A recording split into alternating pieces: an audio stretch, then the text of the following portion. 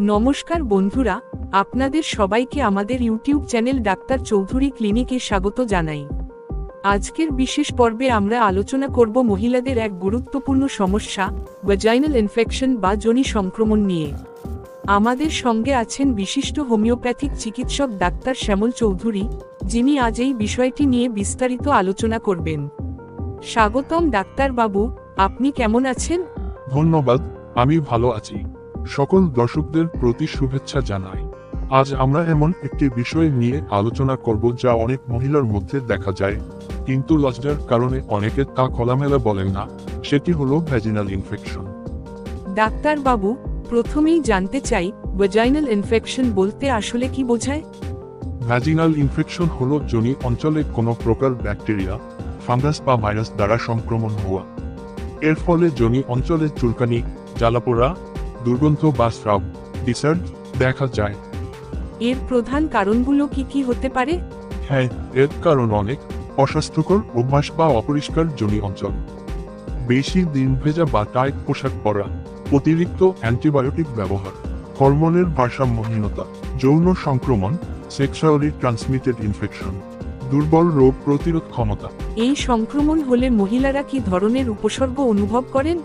সবচেয়ে সাধারণ উপসর্গগুলো হলো যোনিতে চুলকানি ও জ্বালাপোড়া, ঘন সাদা বা হলুদ স্রাব, লিউকোরিয়া, দুর্গন্ধযুক্ত স্রাব, প্রস্রাবের সময়ে জ্বালা, নিম্নপেট বা কোমরের ব্যথা, যৌন মিলনের সময় ব্যথা। হোমিওপ্যাথিতে এই সমস্যা কিভাবে চিকিৎসা করা যায়?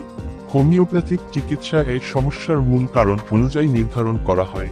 কিছু গুরুত্বপূর্ণ ঔষধ হলো সেপিয়া, যোনি শুষ্কতা, চুলকানি ও স্রাবের জন্য খুব কার্যকর; বরাক্স, সাদা ঘন স্রাব ও জ্বালাপোড়ার জন্য; ক্রিওসোতুম, দুর্গন্ধযুক্ত ও পোড়া অনুভূতি সহ স্রাব; ক্যালকারিয়া কার্বনিকা, ঠান্ডা সহ্য না হওয়া ও ঘন স্রাবের ক্ষেত্রে; পালস্যাটিলা, তরুণীদের মধ্যে ঘন দুধের মতো স্রাব হলে। রোগীর সম্পূর্ণ উপসর্গ দেখে ওষুধ বেছে নিতে হয়, তাই অবশ্যই একজন দক্ষ হোমিওপ্যাথিক চিকিৎসকের পরামর্শ নেওয়া উচিত। ডাক্তার বাবু, এই সমস্যা থেকে বাঁচার জন্য কি কি সাবধানতা নেওয়া উচিত? অবশ্যই কিছু সহজ নিয়ম মানলে সংক্রমণ থেকে রক্ষা পাওয়া যায়। প্রতিদিন অন্তর্বাস পরিবর্তন করুন ও পরিষ্কার রাখুন। শুধুমাত্র কটন অন্তর্বাস ব্যবহার করুন। টয়লেট ব্যবহারের পর ভালোভাবে শুকিয়ে নিন।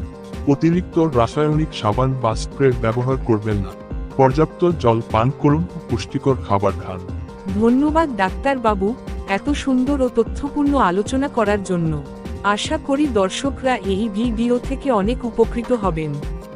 বন্ধুরা, যদি ভিডিওটি ভালো লাগে তবে লাইক, শেয়ার ও সাবস্ক্রাইব করতে ভুলবেন না। ধন্যবাদ সবাইকে। সুস্থ থাকুন, সচেতন থাকুন। ধন্যবাদ।